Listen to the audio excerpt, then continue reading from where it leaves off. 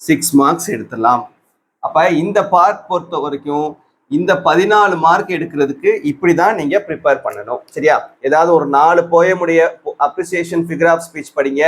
அப்படி இல்லைன்னா நம்மளுடைய சேனல்ல important appreciations figure of speech போட்டிருக்கோம்.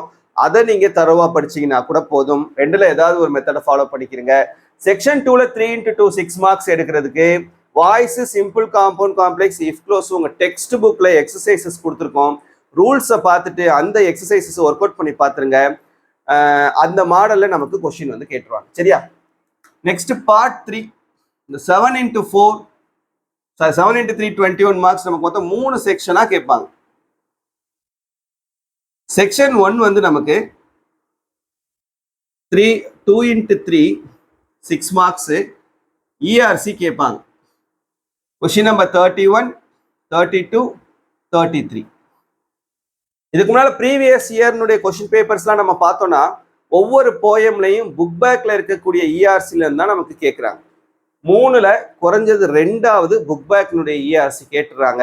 ஸோ புக் பேக்ல ஒவ்வொரு போயம்க்கும் பின்னால் கொடுத்துருக்கக்கூடிய அந்த ERCயை மட்டும், அந்த லைனை மட்டும் நீங்க வந்து ஒர்க் அவுட் பண்ணி பார்த்தீங்கனாலே போதும். இதுல நம்ம கண்டிப்பா என்ன பண்ணிடலாம், 2x3 6 மார்க்ஸ் அட்டன் பண்ணிடலாம். புக் பேக் ERC மட்டும்.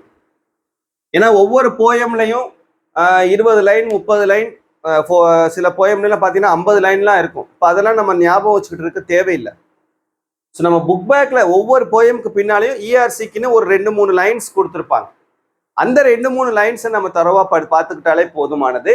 2x3 6 மார்க்ஸ் எடுத்துடலாம். அப்படி இல்லைன்னா நம்மளுடைய சேனல்ல இம்பார்ட்டன்ட் ERC லைன்ஸும் கொடுத்துருக்கோம் அந்த PDFல. அந்த லைன்ஸை மட்டும் நீங்க பார்த்துக்கிட்டாலும் போதும். 2x3 6 மார்க்ஸ் எடுத்துடலாம். அடுத்து இதுல செக்ஷன் 2 வந்து 2x3 6 மார்க்ஸ் கொஸ்டின் ஆன்சர், ப்ரோஸ்னுடைய கொஸ்டின் ஆன்சர் 34, 35, 36 இந்த 3 கொஸ்டின்ஸ் கேட்குறது. நம்மளுடைய நேற்று போட்ட வீடியோலயே வந்து நம்ம இம்பார்ட்டன்ட் கொஸ்டின் ஆன்சர்ஸ் போட்டிருக்கோம். ப்ரோஸ்லேருந்து எதெல்லாம் முக்கியமானது 6 ப்ரோஸ்லையும் அந்த முக்கியமான கொஸ்டின்ஸை மட்டும் நீங்கள் படிச்சீங்கனாலே போதும். கண்டிப்பாக இந்த 2x3 6 மார்க்ஸ் வந்து நம்ம ஸ்கோர் பண்ணிடலாம். சரியா? அடுத்து செக்ஷன் 3 வந்து 3x3 9 மார்க்ஸ். இது நமக்கு ஸ்கில் பேஸ்டு கான்செப்ட். 37, 38, 39, 40 இதில் கேட்கக்கூடிய கொஸ்டின்ஸ் அப்படின்னு நம்ம பார்த்தோம்னா, ஒன்று பை சார்ட் கேட்பாங்க, அப்படி இல்லைன்னா இன்ஃபரன்சஸ் கேட்பாங்க. ரெண்டாவது ப்ராவர்ப் கம்ப்ளீஷன் கேட்பாங்க. அடுத்ததா நோட்டீஸ், இல்லைன்னா இமெயில், அப்படி இல்லைன்னா ப்ராசஸ். இது 3ல் ஏதாவது ஒன்று கேட்பாங்க. அப்படி இல்லைன்னா டயலாக் ரைட்டிங்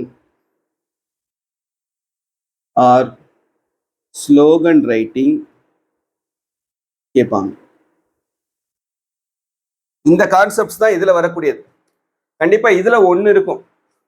ஒன்று ஒரு சார்ட் கொடுத்துட்டு 3 கொஸ்டின் கேட்பாங்க, அப்படி கேட்கலாம். அப்படி இல்லைன்னா இன்ஃபரன்சஸ், ஒரு சார்ட் மட்டும் கொடுப்பாங்க, நீயா அதுலேருந்து ஒரு 4 பாயிண்ட் எழுதுற மாதிரி இருக்கும். இது எப்படி எழுதணும்னு ஆல்ரெடி நம்மளுடைய சேனல்ல வீடியோ வந்து போட்டிருக்கோம். ஸோ அதை நீங்க பாருங்க. ஜஸ்ட் ஒரு கம்பேரிசன் மாதிரி ஒரு சார்ட் தானே கொடுத்துருப்பாங்க. அப்போ எது வந்து ஹையரா இருக்கு, எது வந்து லோயரா இருக்குது, எது மேக்சிமமா இருக்குது, எது மினிமமா இருக்குது, இந்த மாதிரி கம்பேர் பண்ணி எழுதுறது. சரியா? அடுத்து ப்ராவர்ப் கம்ப்ளீஷன். லாஸ்ட் 2 இயர்ஸ்னுடைய கொஸ்டின்ஸ் பார்த்தோம்னா 2லையுமே ப்ராவர்ப் கம்ப்ளீஷன் இருக்குது. அப்போ கண்டிப்பா ப்ராவர்ப் கம்ப்ளீஷன் நம்ம கேட்கறதுக்கான சான்சஸ் வந்து 99% இருக்குது. அதனால ப்ராவர்ப்ஸ் வந்து கொஞ்சம் புக்லாம் ரொம்ப 2-3 ப்ராவர்ப்ஸ் தான் இருக்கும். அதெல்லாம் ஒர்க் அவுட் பண்ணி பார்த்தா பத்தாது. ஜென்ரலாக நீங்கள் நிறைய ப்ராவர்ப்ஸ் வந்து ஒர்க் அவுட் பண்ணி பார்த்தா தான் ப்ராவர்ப் கம்ப்ளீஷன் எழுத முடியும். பட் வந்து 2 ப்ராவர்ப் கெஸ் பண்ணுற மாதிரியும் ஒரே ஒரு ப்ராவர்ப் வந்து நம்ம யோசிச்சு எழுதுற மாதிரியும் இருக்குது. அதை பார்த்துக்கிறேங்க. அடுத்தது நோட்டீஸ், இமெயில், ப்ராசஸ். இது 3ல் ஏதாவது ஒன்று கேட்டுருவாங்க. ஒன்று நோட்டீஸ் ரைட்டிங் வரும், இல்லைன்னா இமெயில் ரைட்டிங் வரும், இல்லைன்னா ப்ராசஸ் டிஸ்கிரிப்ஷன் வரும். சரியா? இது எல்லாத்துக்குமே நம்ம சேனல்ல வீடியோஸ் வந்து போட்டிருக்கோம். இதெல்லாம் எப்படி எழுதணும், எப்படி மார்க் அலாட் பண்றாங்க அப்படின்றத ஸோ அந்த வீடியோஸ் போய் பார்த்தீங்கன்னாவே நீங்கள் ஜஸ்ட் ஒன்றும் இல்லை, நோட்டீஸ் ரைட்டிங் கல்வி டியூப், இமெயில் ரைட்டிங் கல்வி டியூப், ப்ராசஸ் டிஸ்கிரிப்ஷன் கல்வி டியூப், இப்படி நீங்கள் சர்ச் பண்ணாவே நம்மளுடைய வீடியோ வந்துடும். அதே போல தான் கல்வி இன்ஃப்ளூயன்ஸ் ரைட்டிங் கல்வி டியூப், சரியா, டயலாக் ரைட்டிங் இல்லைன்னா ஸ்லோகன் ரைட்டிங், இது ரெண்டுல ஏதாவது ஒன்று கேட்பாங்க. இப்போ டயலாக் ரைட்டிங் நமக்கு 3 மார்க்ல கேட்கறதுனால ஒரு 8 டயலாக்ஸ் எழுதுனா போதும். 2 பேருக்கு நடுவில் இவங்களுக்கு 4 இவங்களுக்கு 4, அப்போ 8 டயலாக் எழுதுனா போதும். அதே போல ஸ்லோகன் ரைட்டிங் 3 ப்ராடக்ட் கொடுப்பாங்க. ஏதாவது 3 உங்க புக்கில் வந்து ஒரு 4 டாபிக்ஸ் 4-5 டாபிக்ஸ் இருக்குது, அதுல இருந்தும் கேட்கலாம். ஜென்ரலா கண்டிப்பா நிறைய கேட்கறதுக்கும் வாய்ப்புகள் இருக்குது, சரியா. ஸ்லோகன் ரைட்டிங் அது கொஞ்சம் மீனிங்ஃபுல்லா நம்ம எழுதினாவே போதும், மார்க் வந்து ஸ்கோர் பண்ணிடலாம், சரியா. ஸோ இந்த கான்செப்ட்ஸ் தான் வந்து நமக்கு இதுல இன்னொன்று இருக்குது, expand the news headlines. Expand the news headlines இதுவும் கேட்பாங்க, சரியா. ஸோ நியூஸ் தலைப்பு செய்தியை விரிவான செய்திகளாக மாற்றி எழுதுக. அப்போ டேட் போடணும், பிளேஸ் போடணும், கொடுத்துருக்கக்கூடிய ஹெட்டிங்கை நம்ம எக்ஸ்பேண்ட் பண்ணி எழுதணும்னா மார்க் வந்து வந்துடும். மொத்தம் 3 நியூஸ் கொடுத்துருப்பாங்க, 3ஐயுமே நம்ம வந்து எக்ஸ்பேண்ட் பண்ணி எழுதுற மாதிரி இருக்கும், சரியா. ஸோ இது வந்து நமக்கு பார்ட் 2 அண்ட் பார்ட் 3 பார்த்தாச்சு. நெக்ஸ்ட் இதுல வந்து நமக்கு பார்ட் 4 5 மார்க் கொஸ்டின்ஸ் அது எப்படி எழுதுறதுன்னு பார்க்கலாம்.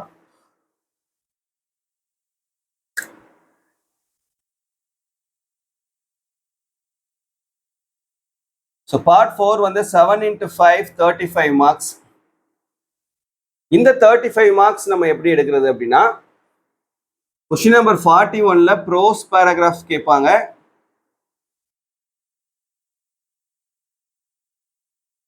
எனி 3 இல்லைன்னா ஃபர்ஸ்ட் யூனிட் ஃபர்ஸ்ட் 3. அதே போலதான் 42 43 இங்க போயம் பேராகிராஃப் கேட்பாங்க, இங்க சப்ளிமெண்டரி பேராகிராஃப் கேட்பாங்க. இது 3க்குமே ஃபர்ஸ்ட் 3 யூனிட்டை நீங்க தரவா படிச்சீங்கனாலே போதும், 3 பேராகிராஃப்மே அட்டன் பண்ணிடலாம். அப்போ 3 into 5 15 மார்க்ஸ் நீங்க கண்டிப்பா எடுத்துடலாம், சரியா. இல்லைன்னா நான் வந்து இம்பார்ட்டன்ட் பேராகிராஃப் கொடுத்துருக்கேன், அதுல உள்ளதை நீங்க படிச்சீங்கன்னா கூட அட்டன் பண்ணிடலாம். அடுத்து 44ல சம்மரி ஆர் நோட் மேக்கிங் கேட்பாங்க. இதுக்கு சாய்ஸா என்ன இருக்குன்னா ஜெனரல் பேராகிராஃப் இருக்கும்.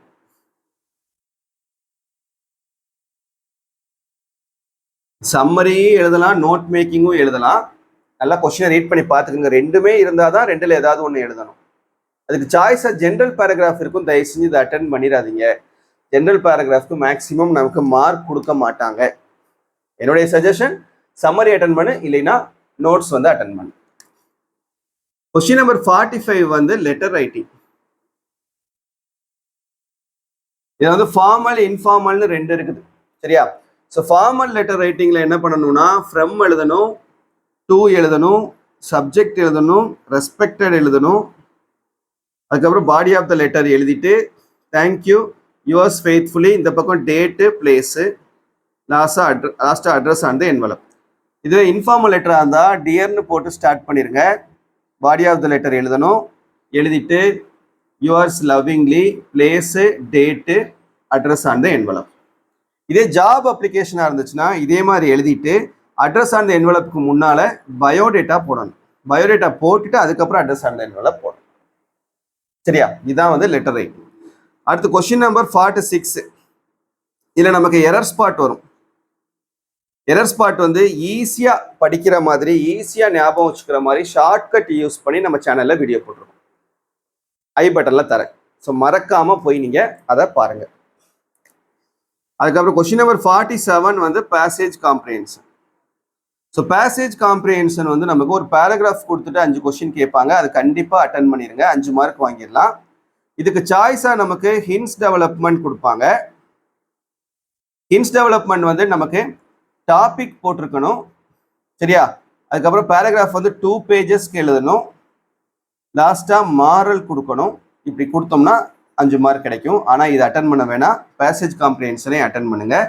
அப்படி இல்லைன்னா இதுக்கு பதிலாக சிமாண்டிக் ஃபீல்டு கேட்பாங்க. சிமாண்டிக் ஃபீல்டுன்றது ஒரு 5 லைன் இருக்கும், 5 சென்டென்ஸ் கொடுத்துருப்பாங்க. Computer, commerce, trade, agriculture, medicine, travel, sports, space, இந்த மாதிரி ஒரு டாபிக்ஸ் கொடுத்துட்டு 5 லைனும் கொடுத்துருப்பாங்க. இப்போ எந்த லைன் எந்த வேர்டை குறிக்குதுன்றது நம்ம கரெக்டாக மேட்ச் பண்ணி எழுதணும். இதெல்லாம் வந்துச்சுன்னா அட்டன் பண்ணிடுங்க. அப்புறம் டயலாக் ரைட்டிங். டயலாக் ரைட்டிங் வந்து சம்டைம்ஸ் நமக்கு 5 மார்க் கொஸ்டின்லையும் கேட்கறதுக்கு வாய்ப்பு இருக்குது. 5 மார்க் கொஸ்டினில் கேட்டாங்கன்னா 12 எக்ஸ்சேஞ்சஸ் எழுதணும். இவங்களுக்கு 6 டைலாக், அவங்களுக்கு 6 டைலாக்னு சொல்லிட்டு மொத்தம் 12 டைலாக் எழுதணும். புரியுதா? ஸோ இப்படி தான் நம்ம இந்த பார்ட் 2, பார்ட் 3, பார்ட் 4க்கு ப்ரிப்பேர் பண்ணணும். பார்ட் 1 20 out of 20 எடுக்கிறதுக்கு ஆல்ரெடி நம்ம வீடியோ போட்டிருக்கோம். அதையும் போய் பார்த்துக்கோங்க. அப்போ ஆட்டோமேட்டிக்காக நம்ம என்ன பண்ணிடலாம், 12th இங்கிலீஷில் உங்களுடைய இங்கிலீஷ் பேப்பரில் கண்டிப்பாக நீங்கள் வந்து சென்டம் வந்து வாங்கிடலாம். சரியா? ஸோ இந்த வீடியோவை மறக்காமல் உங்கள் ஃப்ரெண்ட்ஸ்க்கும் ஷேர் பண்ணி அவங்களையும் ஃபாலோ பண்ண சொல்லிக்கிறீங்க. தேங்க்யூ.